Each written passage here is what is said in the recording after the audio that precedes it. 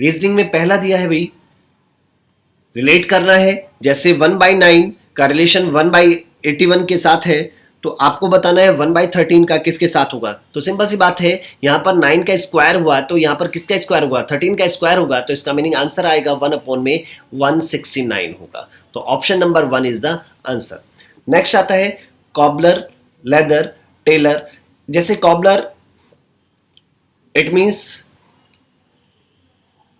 जो जूते बनाता है वो लेदर का यूज करता है, इसी तरह जो टेलर होता है वो क्लॉथ कपड़े का यूज करता है। तो answer is cloth, option number 2 is the answer. Next है, नेक्स्ट में हमें दिया है फ्लावर। फ्लावर को इसने कैसे लिखा, फ्लावर को रिवर्स कर दिया।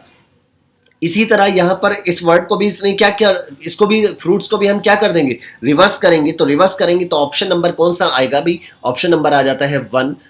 भाई इसमें फ्लावर को क्या हुआ, लेटर्स को इसको रिवर्स कर दिया, आर से शुरू किया, REWOLF किया, तो यहां पर जो बनेगा STIURF बनेगा, STIURF। इट मीन्स ऑप्शन जो होगा, option number option number 2 is the right answer. By mistake यहां पर ई है, यहां पर हमें चाहिए F, तो इसका meaning option number 2 is the right answer. Next आता है, नेक्स्ट में नंबर 4, 5 और 6 में हमें बताना है ओड वन आउट। जैसे 4th में हमें दिया है bachelor, window, sphincter and wife.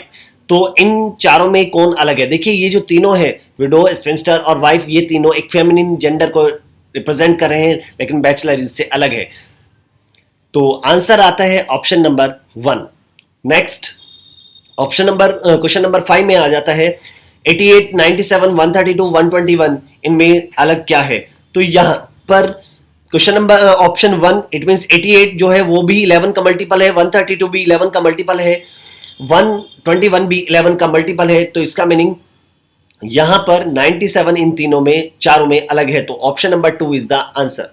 Next आता है क्वेश्चन नंबर 6। क्वेश्चन नंबर 6 में हमें I, E, B और U दिए हैं, इनमें अलग कौन है। देखिए इनमें से 3 जो है I, E और U, ये तीनों एक वोवल है, लेकिन B जो है वो कॉन्सोनेंट है। तो option number 3 is the answer. Next question number 7। Question number 7 में हमें दिया है 4 वर्ड दिए हैं, इनका प्रोसेस हमें ऑर्डर से इनको अरेंज करना है। देखिए इसमें सबसे पहले फ्रूट फल होगा, फिर फल से हमें बीज प्राप्त होगा, इट मीन्स सीड,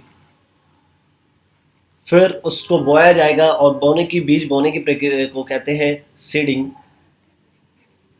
और फिर हमें प्लांट मिलेगा, पौधा हमारे पास आ जाता है।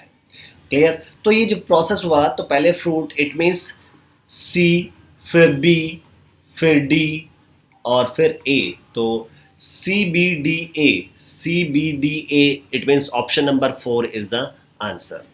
नेक्स्ट आता है, इसमें हमें बताना है क्वेश्चन मार्क की जगह क्या आएगा। तो आपको देखो 7 सीरीज दी है, 7, 12, 22, 42 और 82, और आपसे पूछा है नेक्स्ट नंबर क्या होगा। तो पहले देखिए इनमें कितने का डिफरेंस है, 5 का, इसमें है 10 का, इसमें है 20 का और इसमें है 40 का। तो देखिए हर बार जो डिफरेंस है वो डबल होता जा रहा है, पहले 5 था, फिर 10, 10 से 20 हुआ, 20 से 40 हुआ। तो इसका मीनिंग इस बार जो होगा वो 80 होगा, और इसमें हम 80 जोड़ेंगे तो इसका मीनिंग 162 इज द आंसर।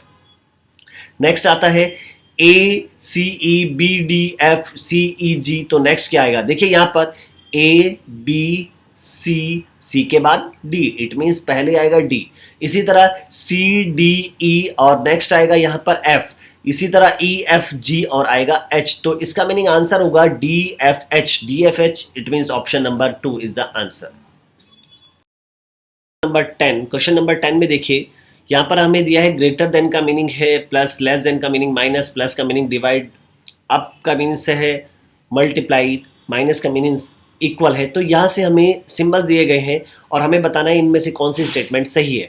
तो इसका मीनिंग हमें हर किसी स्टेटमेंट में ये पुट करके देखना होगा, हमें देखना होगा कौन सी स्टेटमेंट सेटिस्फाई करेगी, तो वही आंसर होगा। यहाँ पर जो यदि मैं स्टेटमेंट नंबर 2 में रखता हूँ तो 2 में वैल्यू पुट करता हूँ तो 9 और प्लस 5 प्लस 4 माइनस का मीन्स है इक्वल, 18 प्लस का मीनिंग है डिवाइड बाय 9 प्लस 16। तो यहां से जो वैल्यू आती है, यहां से वैल्यू आती है 18, और इधर भी यदि आप इनको सॉल्व करते हैं तो 18, इट मीन सेटिस्फाई कर रही है किसमें, सेकंड में, सेकंड स्टेटमेंट में। तो option number 2 is the answer. Number 11, question number 11 में देखिए इसने कहा महेश इज 60 ईयर ओल्ड। तो महेश की जो एज है वो 60 साल का है। कितना, 60 साल का है। जो राम है, राम उससे 5 साल जूनियर है, तो इसका मीनिंग राम की जो एज होगी वो 60 माइनस 5, इट मीन्स 55 होगी। क्लियर। फिर इसके बाद आ जाता है next, and 4 year senior to Raju. लेकिन जो राम है वो राजू से 4 साल सीनियर है, तो राजू की जो एज होगी वो होगी 55 माइनस 4, इट मीन्स 51 होगी। अब इसने कहा the youngest brother of Raju is Babu. जो राजू का यंगेस्ट ब्रदर है वो बाबू है, and he is 6 year junior to him.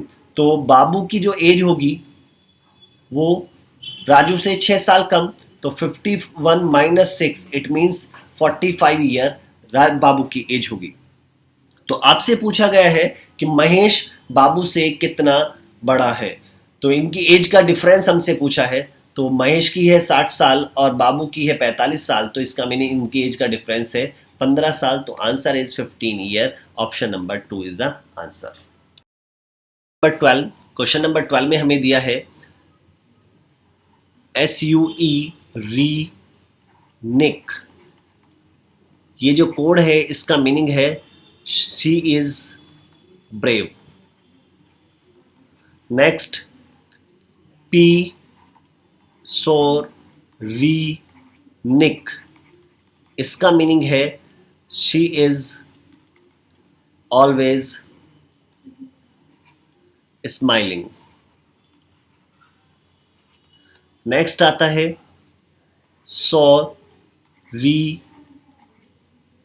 जी, इसका मीनिंग है इज ऑलवेज चीयरफुल।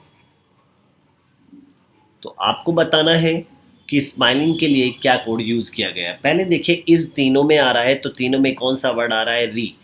तो री जो कोड हुआ वो इज के लिए हुआ, री जो कोड हुआ वो इज के लिए हुआ। नेक्स्ट, इन दोनों में जो वर्ड आ रहा है ऑलवेज, इज के अलावा ऑलवेज यहां पर आया, तो इन दोनों में कौन सा कॉमन है, शोर कॉमन है, तो इन दोनों में शोर भी कॉमन है। क्लियर है। आता है फिर यहां पर शी, यहां पर शी है और यहां पर इन दोनों में शी है, यहां पर इन दोनों में निक है, तो इनको भी एक जैसे उसमें हमने बना लिया। तो हमें पता चला कि यहाँ पर स्माइलिंग कहीं भी नहीं आया था। तो स्माइलिंग जो ऐसा वर्ड होगा, स्माइलिंग का कोड ऐसा होगा जो कहीं पर भी नहीं होगा। तो इस वर्ड में ऐसा कौन सा है, PI। तो इसका meaning PI is the answer. For PI जो कोड है वो स्माइलिंग के लिए कोड यूज किया गया है। तो option number 3 is the answer. फिर आता है फादर को कोड किया HCVJGT से। तो आपको बताना है शिप को कैसे कोड किया गया है, शिप को कैसे कोड किया गया है। देख रहे हैं कि यहां पर हर किसी में +2 नेक्स्ट लेटर 2 आगे बढ़ा गया है। F से H हुआ, +2 हुआ, A से C हुआ, तो यहां पर भी 2 आगे बढ़े। T से V हुआ, तो यहां पर भी 2 आगे बढ़े। H से J हुआ, +2 हुआ। E से G हुआ, +2 हुआ, और R से T हुआ, +2 हुआ। तो इसका मीनिंग हर जगह क्या हो रहा है, +2 होता जा रहा है। तो यहां पर भी हम क्या करेंगे, +2 करेंगे। S में +2 करेंगे, STU, तो इसका मीनिंग U आएगा। H में +2 करेंगे, HIJ, तो UJ। I में IJK, तो इसका मीनिंग यहां पर K आएगा।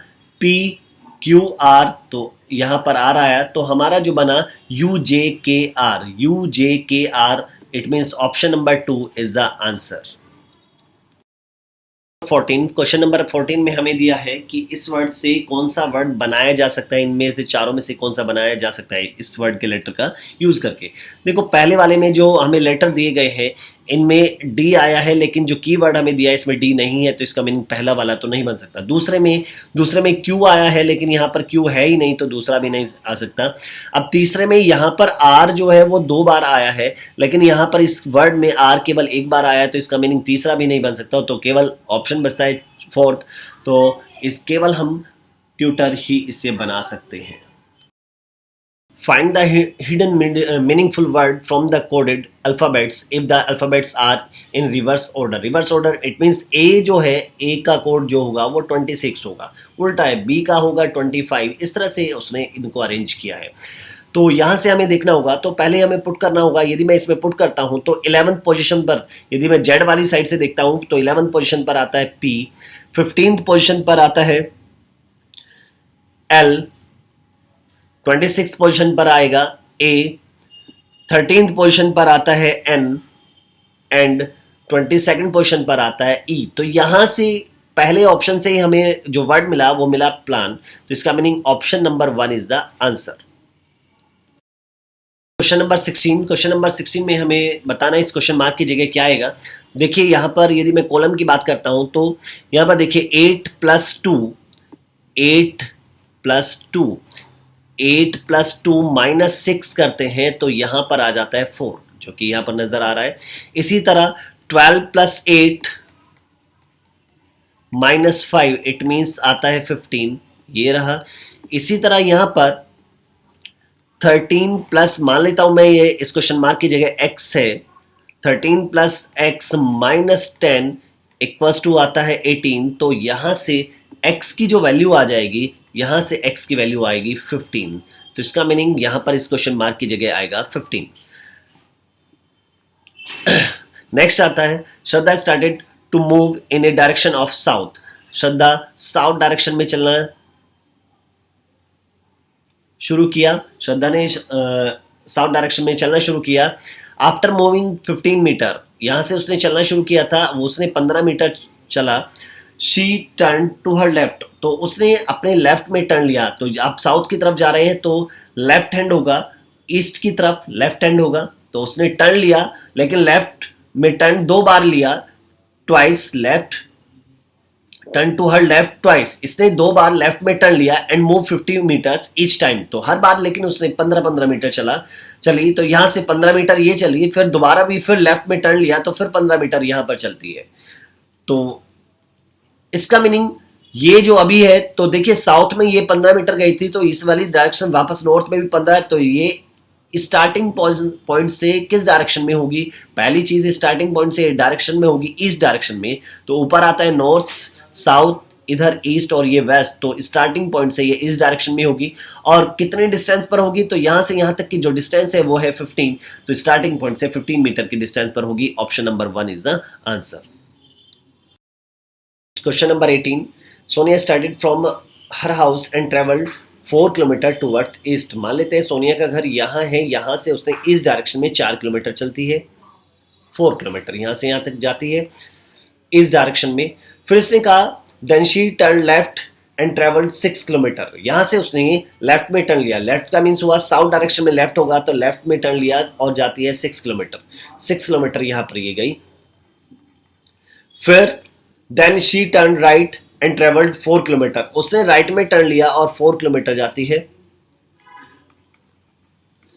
तो उसने कहा नाउ स्टार्टिंग, अब वो स्टार्टिंग पॉइंट से कितनी डिस्टेंस पर है? तो देखिए भाई, सबसे पहली चीज ये जो डिस्टेंस होगी यहां तक, ये आएगी 6 किलोमीटर।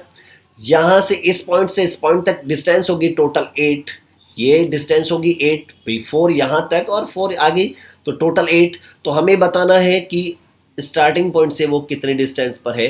तो इसका मीनिंग ये हमें बताना है कि ये डिस्टेंस हमें बतानी है, तो ये कितनी होगी, तो इसको फाइंड करना है। तो ये हमारा जो बना, ये एक राइट एंगल ट्रायंगल बना, और राइट एंगल ट्रायंगल में ये 6 है, ये 8 है, तो ये पूरी जो हाइपोटेन्यूज होगा इसका 10 होगा। भाई पाइथागोरस थ्योरम से 6 का स्क्वायर 36, 8 का 64, तो 10 का स्क्वायर 100। तो यहाँ से यहाँ तक की जो डिस्टेंस होगी वो 10 किलोमीटर होगी, स्टार्टिंग पॉइंट से 10 किलोमीटर की डिस्टेंस पर होगी। तो आंसर इज ऑप्शन नंबर 4।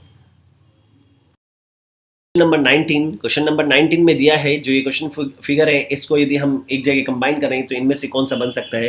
तो इसके कंपोनेंट जो होंगे वो इन जो आंसर फिगर होगी उनमें सभी में होंगे। तो यदि मैं पहले को देखता हूं तो पहले वाले में हमारे पास एक पार्ट ये बचता है, ये वाला पार्ट मुझे ऊपर क्वेश्चन फिगर में नहीं मिल रहा है, तो इसका मीनिंग पहली तो नहीं बन सकती। अब दूसरे में देखते हैं। दूसरे में हमारे पास यहां पर इस तरह की ये भी शेप है हमारे पास। इसमें जो ये क्वेश्चन फिगर में हमें दिया गया था, ये वाली शेप इस ऑप्शन नंबर 2 में नहीं है, तो इसका मीनिंग दूसरा भी नहीं हो सकता। तीसरे में देखते हैं। तीसरे में जो हमें क्वेश्चन फिगर में दिए गए हैं कंपोनेंट, वो सारे के सारे ऑप्शन नंबर 3 में नजर आ रहे हैं। भाई ये वाला पार्ट ये रहा, इसी तरह से ये सेकंड वाला पार्ट यहां पर है, ये ट्रायंगल इसमें इस पोजीशन पर है, ये वाला पार्ट हमारा यहां पर है और ये राइट एंगल ट्रायंगल यहां पर है। तो इसका मीनिंग इसके सारे कंपोनेंट ऑप्शन नंबर 3 में दिखाई दे रहे हैं, तो option number 3 is the right answer. Question number 20 में हमें दिया गया है 3 वर्ड दिए हैं, हर्बीवोर्स, टाइगर्स एंड एनिमल्स। तो आपको बताना है कौन सा इसके लिए वेन डायग्राम सुटेबल होगा। देखिए, हर्बीवोर्स एंड टाइगर दोनों ही क्या है, एनिमल है, तो ये सारे एनिमल के अंदर आते हैं। एनिमल के अंदर हर्बीवोर्स और टाइगर दोनों ही आएंगे। तो इस और लेकिन दोनों एक दूसरे से लिंक नहीं है, तो option number 1 is the answer. Next आता है। नेक्स्ट में हमें फाइंड करना है number of triangle in this figure. इस फिगर में कितने ट्रायंगल है। तो ध्यान से समझिए, यदि किसी ट्रायंगल में किसी एक वर्टेक्स से लाइनें बनाई जाएं, तो यदि मुझे यहाँ पर ट्रायंगल काउंट करने हैं, तो एक सिंपल सा फंडा है 1 2 3 4। तो इन सबको ऐड कीजिए, तो 3 और 3 6 और 4 10। तो यहाँ पर इस तरह से 10 आते हैं। यदि एक ही वर्टेक्स ट्रायंगल में किसी भी एक वर्टेक्स से लाइनें आ जाती हैं और हमसे पूछा जाए कि यहाँ पर कितने ट्रायंगल हैं, तो इन सबको आप ऐड करेंगे तो आ जाता है, आंसर मिल जाता है। तो इसी तरह यहाँ पर भी, इसमें देखिए, इस वाली फिगर में हमारे पास 3 होंगे, यहाँ पर भी 3 होंगे, यहाँ पर भी 3 होंगे और यहाँ पर भी 3 है। तो 3 3 3 3, तो 12 तो यहाँ पर आ गए, प्लस अब इसमें भी हमारे पास 3 है और इसमें भी 3 है, तो 6 ये आ गए। तो यहाँ पर टोटल कितने आ गए, 18। तो यहाँ पर इस वाली फिगर में टोटल 18 ट्रायंगल होंगे। नेक्स्ट में हमें दिया है which of the following is exactly the water image of the given figure. इनमें से कौन सी इस गिवन फिगर की वाटर इमेज है। तो सबसे पहले देखिए, वाटर इमेज में क्या से चेंज होता है। वाटर इमेज में हमेशा टॉप टू बॉटम चेंज होता है। टॉप वाला पार्ट बॉटम में, बॉटम वाला पार्ट टॉप में चला जाता है। लेकिन राइट, जो पार्ट राइट में है तो राइट में रहेगा, लेफ्ट में है तो लेफ्ट में ही रहेगा। तो इसको, इस क्वेश्चन का जो वाटर इमेज बनेगी, तो आप जस्ट बिल्कुल इसका रिवर्स कर दीजिए, तो ये बॉटम में आ जाएगा, लेकिन ये वाला पार्ट राइट में है तो यहां राइट में ही रहेगा। तो option number 2 is the answer. Question number 23, आपको बताना है कि इस क्वेश्चन में जो आंसर फिगर है, इनमें से कौन सी आंसर फिगर इस क्वेश्चन में छिपी हुई है। तो यहां पर देखिए, कहीं पर भी इस क्वेश्चन फिगर में स्क्वायर नहीं है, तो इसका मीनिंग ये नहीं हो सकता। इसमें कहीं पर पेंटागन भी नहीं है, तो ये भी नहीं हो सकता। और यहां पर ये ऑक्टागन भी नहीं है, तो इसका मीनिंग ये भी नहीं हो सकता। तो यहां पर ये वाली फिगर जो ऑप्शन नंबर 3 में दी गई है, इसमें यहां पर छिपी हुई है। देखिए, इसको बिल्कुल यही शेप यहां पर नजर आ रही। तो option number 3 is the answer. Question number 24, ये पेपर फोल्डिंग एंड कटिंग से क्वेश्चन दिया गया है।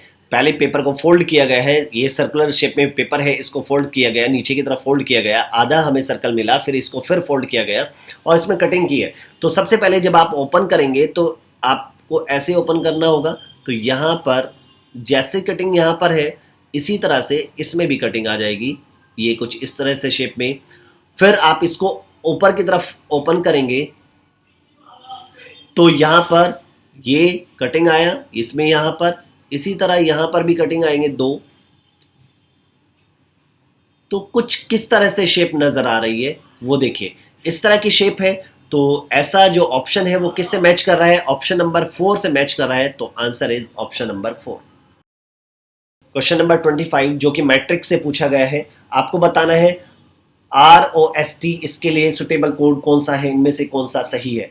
तो यहां पर सोचिए कि पहले देखते हैं 56 से क्या बनता है। 56 का मीनिंग है 5th रो और six column, fifth row six column यहाँ से मैच कर रहा है आर, फिफ्थ रो और सिक्स कॉलम, तो आर मैच किया तो यहाँ पर आया आर आया 44 4 4, तो इट मीन्स यहाँ से ओ मैच कर रहा है 6 7 6 7, तो यहाँ पर आता है टी, तो ये टी है तो ये मैच नहीं कर रहा है क्योंकि हमें एस चाहिए, तो पहला गलत हुआ। दूसरा 9 7 9 7 it means ninth row seventh column, तो आर मैच किया 21 2 1, तो ओ मैच कर रहा है भाई 66 66, यहाँ पर आ जाता है पी, तो ये गलत है, सेकंड भी गलत हुआ। थर्ड को हम देखते हैं 75 7 5, आर मैच किया, फिर 0 0 0 0 से आ जाता है भाई ओ मैच कर रहा है भाई 10 1 0, इसका मीनिंग यहां पर आता है एम, तो ये भी गलत हुआ। तो पहले तीनों ऑप्शन गलत है, तो इसका मीनिंग फोर्थ ऑप्शन इसका क्या होगा, सही आंसर होगा, option number 4 is the answer. Next आता है भाई, नेक्स्ट आता है हमें दिया है 3 8 27 112 क्वेश्चन मार्क, और इसके बाद आता है 3396, तो आपसे पूछा गया है कि यहां पर क्वेश्चन मार्क की जगह क्या आएगा, क्वेश्चन मार्क की जगह क्या आएगा। यहां पर देखिए, यहां पर हुआ है मल्टीप्लाई बाई 2, 3 में 2 से मल्टीप्लाई करूंगा तो 6 आएगा, प्लस 2 करता हूं तो 8 आता है। यहां पर 8 में 3 से मल्टीप्लाई करता हूं तो आता है 24, और 3 ऐड करता हूं तो आता है 27। इसी तरह यहां पर जैसे यहां पर हुआ मल्टीप्लाई बाई 2 प्लस 2, यहां पर मल्टीप्लाई बाई 3 प्लस 3, यहां पर होगा मल्टीप्लाई बाई 4 प्लस 4, तो नेक्स्ट नंबर में आएगा मल्टीप्लाई बाई 5 प्लस 5, तो multiply by 5 plus 5 it means यहां से आ जाता है 565, तो 565 is the answer, option number 1 is the answer. Question है, हमें दिया है सिंपल इंटरेस्ट और कंपाउंड इंटरेस्ट का डिफरेंस 2 साल का डिफरेंस है 10% के हिसाब से 300 रुपए है, तो मनी पूछी है, तो डिफरेंस इक्वल टू होता है फॉर 2 ईयर 2 साल के लिए C I minus S I equals to होता है पी आर स्क्वायर अपॉन में 100 का square, P R square upon में 100 का स्क्वायर, तो सी आई माइनस एस आई यहां पर है 300 equals to P R square, R हमारे पास है 10 का स्क्वायर 10 इंटू 10 अपॉन में 100 का स्क्वायर 100 इंटू 100, तो यहां से ये कैंसिल हुआ तो पी की वैल्यू आ जाती है 30,000 30,000 रुपया, तो answer is 30,000, option number 3 is the answer. What number should be subtracted from the both the term of the ratio 11:15 so to make it as 2/3? It means हमें दिया गया है रेशो दिया है 11:15, अब इसने कहा इनमें से क्या मैं माइनस करूं कि जिससे कि रेशो जो हो जाए 2:3 का हो जाए। तो सबसे पहले देखिए इनका डिफरेंस कितने का है, 4 का, यहाँ पर डिफरेंस है 1 का, तो इधर 1 से इधर 4 से मल्टीप्लाई कीजिए, तो 1 से करेंगे तो 11/15 और इधर 4 से करेंगे तो 8/12,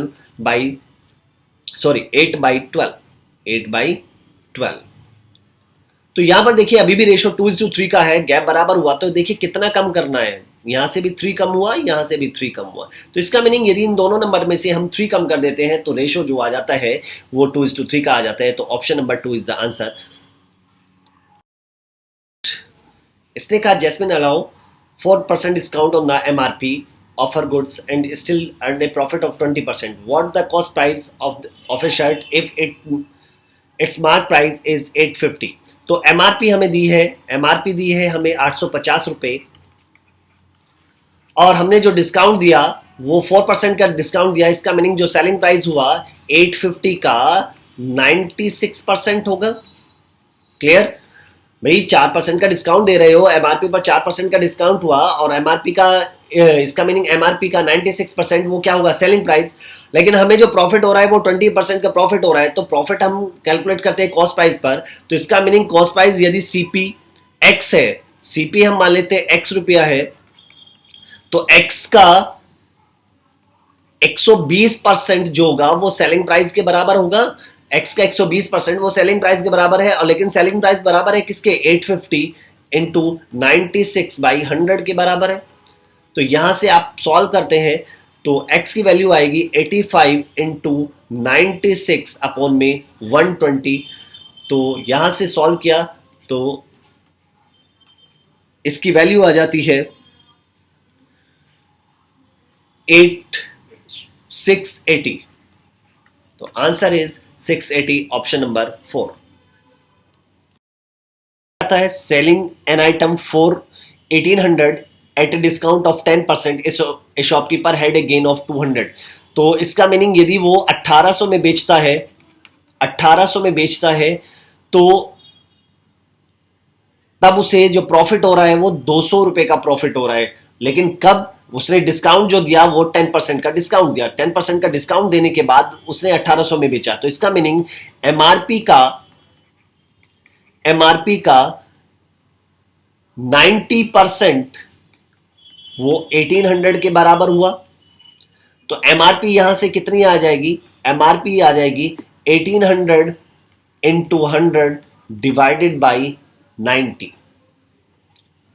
तो ये आ जाता है 2000। तो एमआरपी हो गई उसकी 2000, और उसने 200 रुपए का प्रॉफिट कमाया था कब? जब उसने 1800 में बेचा। तो उसका कॉस्ट प्राइस जो होगा वो होगा 1800 माइनस 200, इट मींस 1600 रुपए उसका कॉस्ट प्राइस हुआ। तो आपसे पूछा गया है यदि वो डिस्काउंट ना दे, विदाउट डिस्काउंट वो बेचता है, तो उसे कितने परसेंट का प्रॉफिट होगा। देखिए, विदाउट डिस्काउंट नहीं बेचता, तो विदाउट डिस्काउंट बेचता है, तो इसका मीनिंग उसने 2000 रुपए में बेची, तो अब सेलिंग प्राइस कितना होगा? 2000 रुपए होगा, क्योंकि उसने डिस्काउंट नहीं दिया, एमआरपी पर ही सेल कर रहा है। तो सेलिंग प्राइस हुआ 2000 रुपए, कॉस्ट प्राइस है 1600, तो उसे जो प्रॉफिट हुआ वो 400 रुपए का प्रॉफिट हुआ। और आपसे पूछा गया है 400 रुपए का प्रॉफिट हुआ, और प्रॉफिट की परसेंटेज आपसे पूछी गई है। तो प्रॉफिट परसेंटेज होता है प्रॉफिट अपॉन में सीपी इंटू 100। तो प्रॉफिट है 400 रुपए का और कॉस्ट प्राइस है 1600 इंटू 100। तो यहां से आप सॉल्व करते हैं तो यहां से आ जाता है 25%, तो 25% का उसने प्रॉफिट लिया है। नंबर 56, इसमें दिया है the average of 11 number is 63, average of first 6 number is 60, average of last 6 is 65। तो आपसे पूछा है 6 नंबर क्या होगा। तो 6 नंबर आप इजीली फाइंड कर सकते हैं। 6 नंबर होगा, यहां पर देखिए टोटल नंबर 11 है, तो फर्स्ट 6 और लास्ट 6, इट मींस वो एक नंबर जो 6 नंबर होगा वो 2 टाइम्स काउंट हुआ। तो यहां पर हम क्या करेंगे कि पहले 6 का एवरेज कितना है? 60 है, तो 6 इंटू 60 प्लस लास्ट के 6 का एवरेज है 65, तो 6 इंटू 65।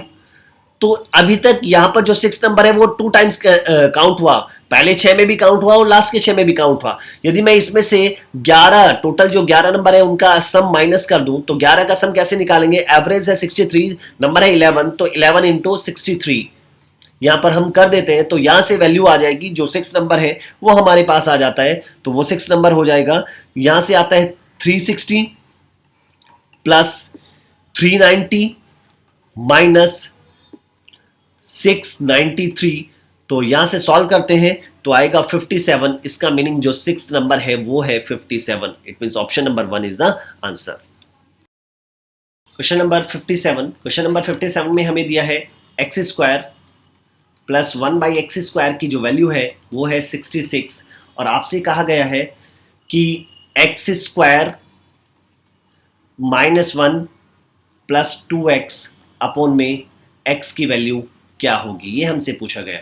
यदि मैं इसमें से ऊपर से x कॉमन लेता हूं तो मेरे पास आ जाता है, x कॉमन लिया तो आपके पास आएगा भाई x minus 1/x plus 2 upon में x से x कैंसिल हुआ, तो मेरे पास केवल बचा x minus 1/x plus 2।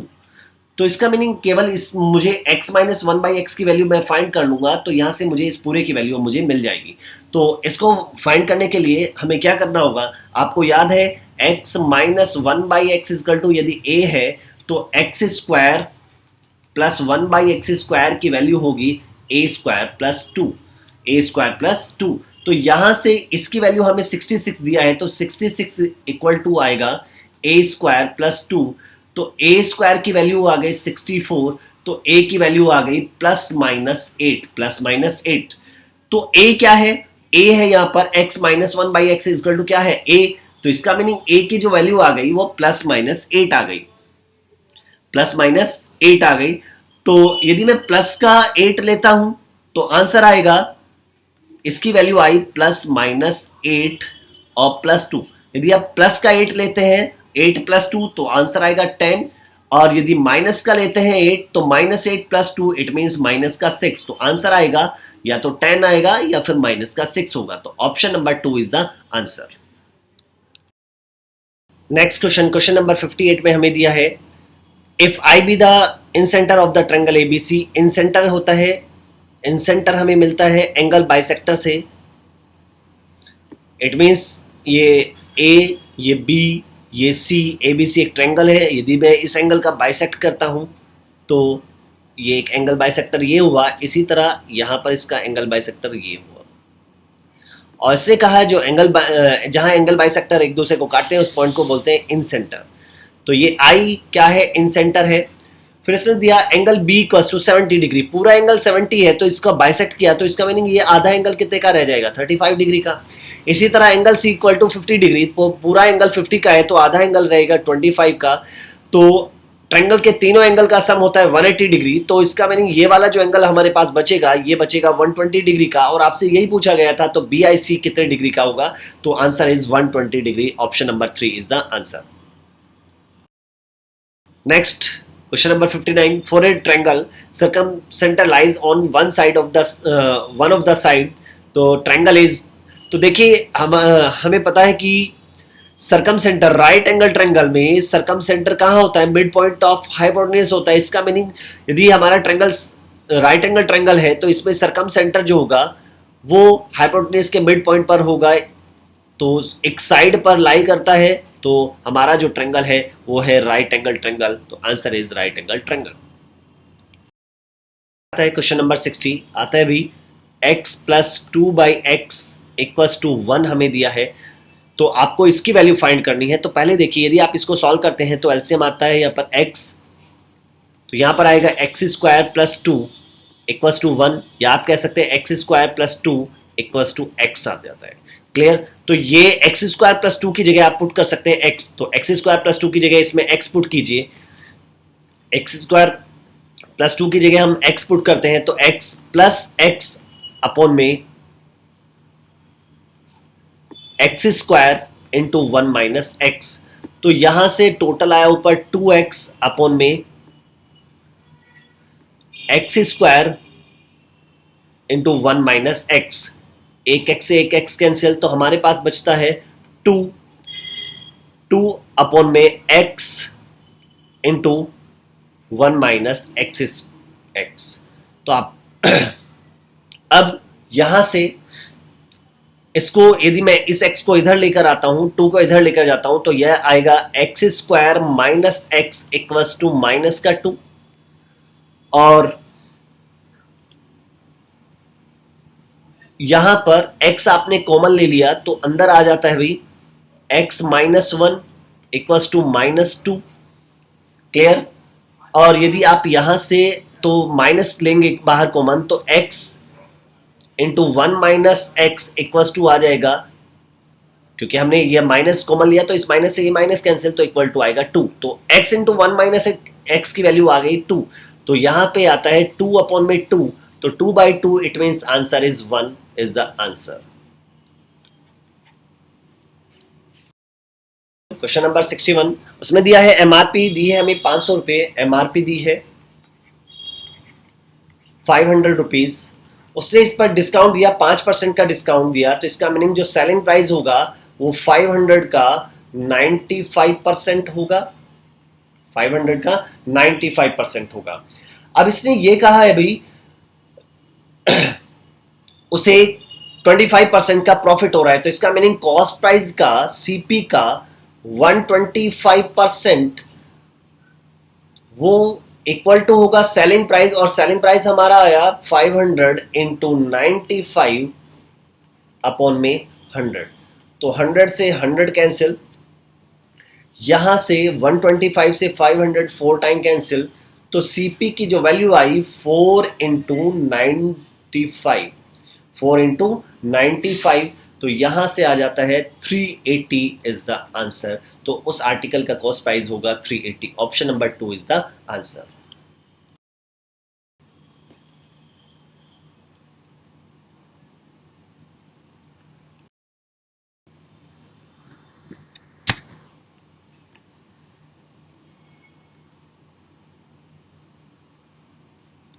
Next question, A can do a piece of work in 12 days, A किसी काम को 12 दिन में कर सकता है। B can do the same work in 15 days, B उसी काम को 15 दिन में कर सकता है। अब यहां से हम मान लेते हैं भाई टोटल वर्क, इनका एलसीएम ले लेते हैं, यहां से आ जाता है 60। मान लिया टोटल वर्क है 60 चेयर बनाने का टोटल काम है। ए 12 दिन में 60 बनाता है तो एक दिन में बनाएगा, 1 डे में बनाएगा 5 चेयर। इसी तरह बी 15 दिन में 60 तो एक दिन में बनाएगा 4 चेयर। तो दोनों ने मिलकर बनाई 9 चेयर, एक दिन में बनाई। अब इसने कहा they work together for 5 days, दोनों ने मिलकर 5 दिन तक काम किया। तो ए और बी दोनों मिलकर एक दिन में बनाते हैं, 1 डे में बना रहे हैं 9 चेयर। तो 5 डेज में कितने बनाएंगे? तो 5 डेज में ये बनाएंगे 9 into 5, it means 45 chair. 45 chair. आपसे कहा गया है 5 दिन के बाद बी छोड़कर गया, तो इट मीन्स 5 दिन में बन गई 45। तो रिमेनिंग कितनी बची? रिमेनिंग जो बच जाती हैं, रिमेनिंग आती है 60 माइनस 45, इट मीन्स हमारे पास 15 चेयर और बची हैं, जो 15 चेयर बनाने का काम अभी बचा हुआ है। तो इस बचे हुए काम को ए करेगा, और ए एक दिन में कितनी बनाता है? ए एक दिन में 5 चेयर बनाता है, तो 15 बनाने में कितने दिन लेगा? तो 15/5, इट मीन्स 3 डेज, 3 दिन और लेगा वो उस बचे हुए काम को पूरा करने में। Option number 1 is the answer.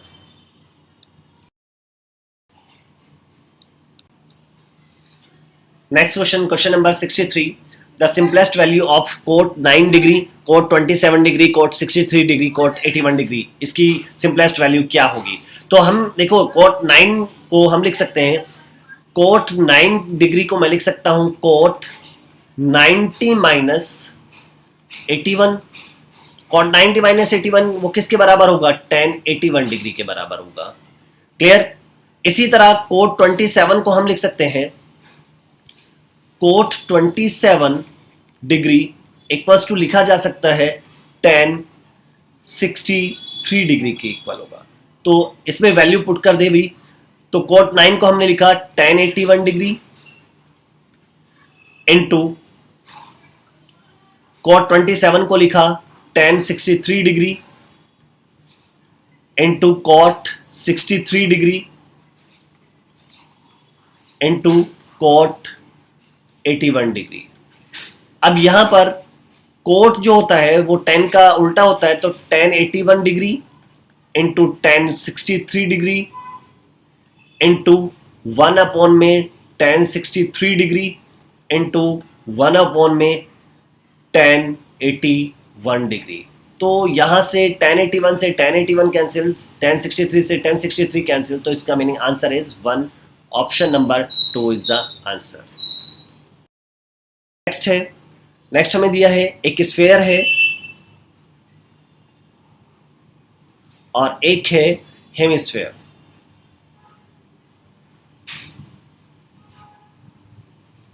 Clear? दोनों की रेडियस बराबर है, इसकी रेडियस भी आर है और इसकी रेडियस भी आर है। अब इसने कहा इनके टोटल सरफेस एरिया में क्या रेशो होगा? इसका TSA it means total surface area होता है 4πr², और इसका टोटल सरफेस एरिया होता है 3πr²।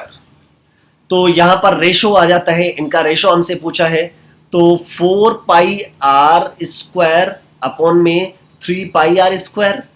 तो यहां से r² से r² कैंसिल, पाई से पाई कैंसिल, तो क्या बचता है 4/3। तो इनमें रेशो होगा 4:3 का रेशो होगा। Option number 3 is the answer. Next हमें दिया है find the value of root x² plus y² plus z into x plus y minus 3z upon में cube root of x y cube z²। तो यहां से x equal to 1 रखना है, y की वैल्यू -3 रखनी है और z की वैल्यू -1 रखना है। तो हमें इसका आंसर क्या आएगा ये हमें बताना है भाई। वैल्यू पुट कीजिए, वैल्यू पुट करेंगे x², इट मीन्स 1 का स्क्वायर 1 प्लस y², y की वैल्यू है -3 का स्क्वायर आया 9 plus z, it means z की वैल्यू है -1 तो 1 इंटू एक्स है +1, y की वैल्यू -3 और z की वैल्यू है -3z है, तो इट मींस माइनस माइनस क्या हो जाएगा +3, z की वैल्यू आ गई 1 अपॉन में यहां पर क्यूब रूट ऑफ x की वैल्यू है 1, y का क्यूब, इट मींस -3 का क्यूब क्या हो जाएगा माइनस का 27, -27 इंटू 1 -1 का स्क्वायर 1, तो ऊपर से आ जाता है भाई, यहां से जो वैल्यू आ जाती है ऊपर से आएगी, यहां से 1 से 1 कैंसिल हुआ तो 9 यहां से आया, यहां से 3 से 3 कैंसिल हुआ तो यहां पर आ जाता है 9 अपॉन में, यहां पर इसको सॉल्व करते हैं, इसको सॉल्व करेंगे तो यहां पर हमारे पास आता है, ऊपर आ जाता है 3 और नीचे आया -3, तो it means -1 is the answer. तो option number 3 is the answer. इसने कहा है a train is running at the speed of 84 kilometre per hour, passes a man walking in the opposite direction at the speed of 6 kilometre per hour in 4 second, तो what is the length of the train, train की length क्या होगी।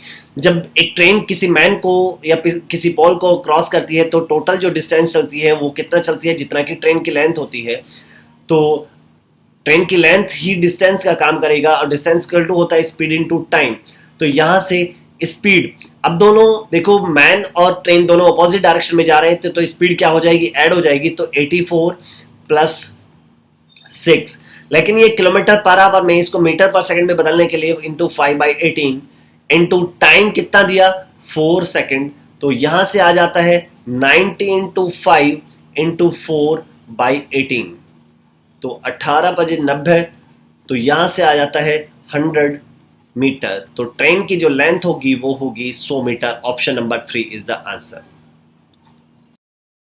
Question number 67, आपको दिया गया है 2 की power x - 1 plus 2 की पावर x + 1 इक्वल्स टू 320, तो आपसे पूछा है कि x की वैल्यू क्या होगी।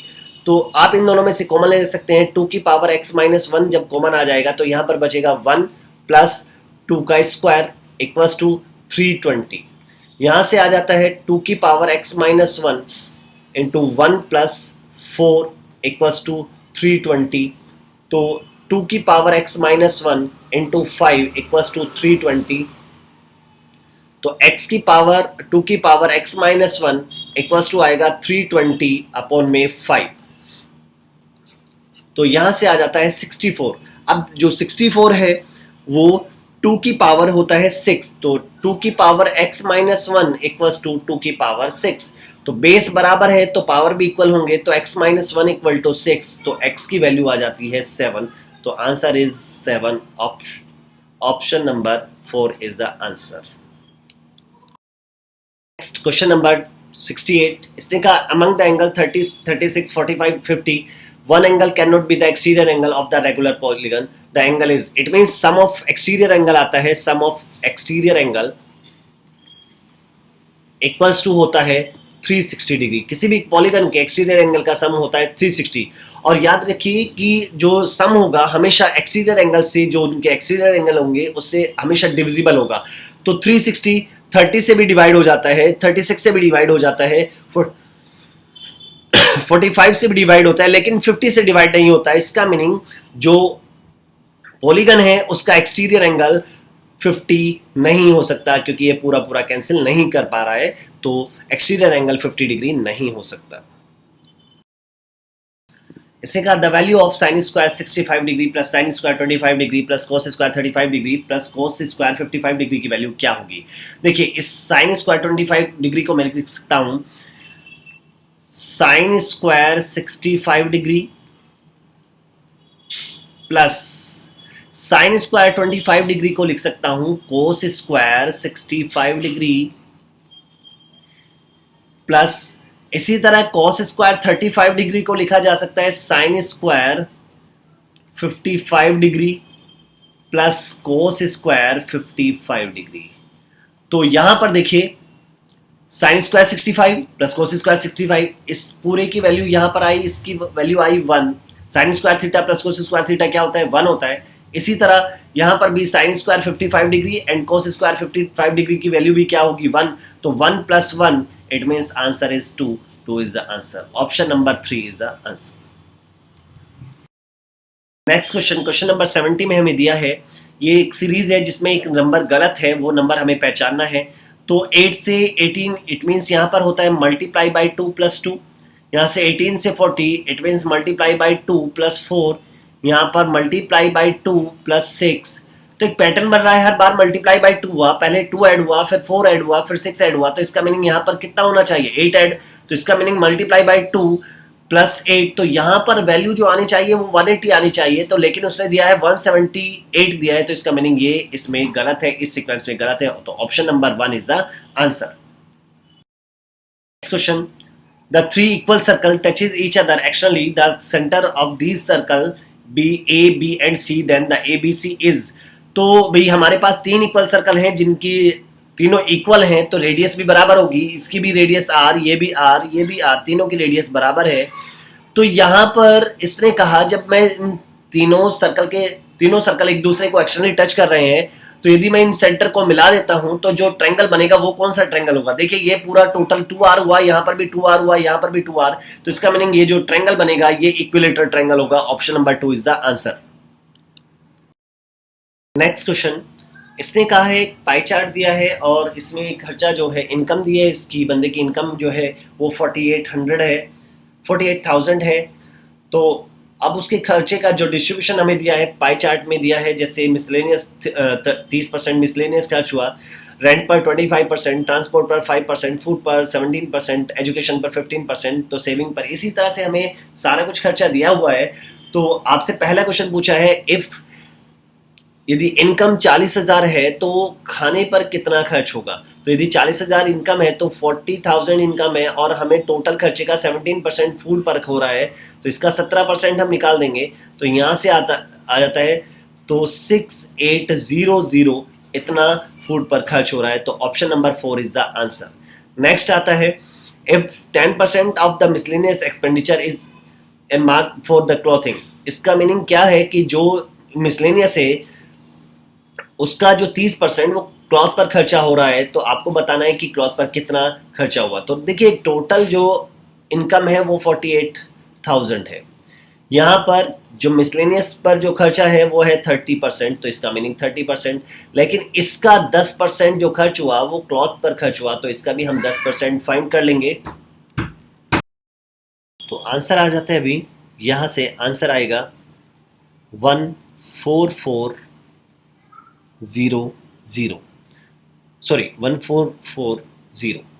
तो 1440 रुपये जो खर्च है वो क्लॉथ्स पर हुआ, 1440 रुपये का खर्च क्लॉथ पर हुआ। तो option number 2 is the answer. Next आता है, how much does he save per month. वो कितना सेव करता है। तो सेविंग का जो परसेंटेज है वो बचता है 8% बचता है, तो वो टोटल कितना सेव करता है। भाई यहाँ से आप इनको सॉल्व करेंगे, ऐड करेंगे तो टोटल होता है 100, तो 100% में से ये यहाँ पर 8% आया, तो उसकी जो टोटल इनकम थी वहाँ पर 48,000 थी और उसने 8% का सेविंग की, तो 8/100 तो आ जाता है यहाँ से 3840। तो इसका मीनिंग 3840, तो उसने जो सेविंग की है 3840 की सेविंग उसने की है। तो option number 3 is the answer. Next आता है, how much does he spend more on rent then on transport and education taken together. तो आपसे पूछा गया है कि रेंट पर जो खर्च हो रहा है वो ट्रांसपोर्ट और एजुकेशन से कितना ज़्यादा है। तो टोटल हमारा जो इनकम है वो 48,000 है। रेंट पर जो खर्च हो रहा है वो 25% हुआ, 25% हुआ रेंट पर। और यहाँ पर एजुकेशन और ट्रांसपोर्ट पर टोटल 20% है। तो 48,000 का 20%, तो इसका मीनिंग 5% का डिफरेंस है, तो 48,000 इंटू 5/100। तो यहां से हम सॉल्व करते हैं तो आ जाता है, इसको सॉल्व करेंगे तो आंसर आएगा 2400। इट मीन्स 2400 रुपये ज़्यादा खर्च हो रहे हैं ट्रांसपोर्ट पर, एजुकेशन और रेंट पर, ट्रांसपोर्ट और एजुकेशन से, दोनों से मिलाकर 2400 रुपये ज़्यादा खर्च हो रहे हैं रेंट पर। तो answer is option number 1। Thank you.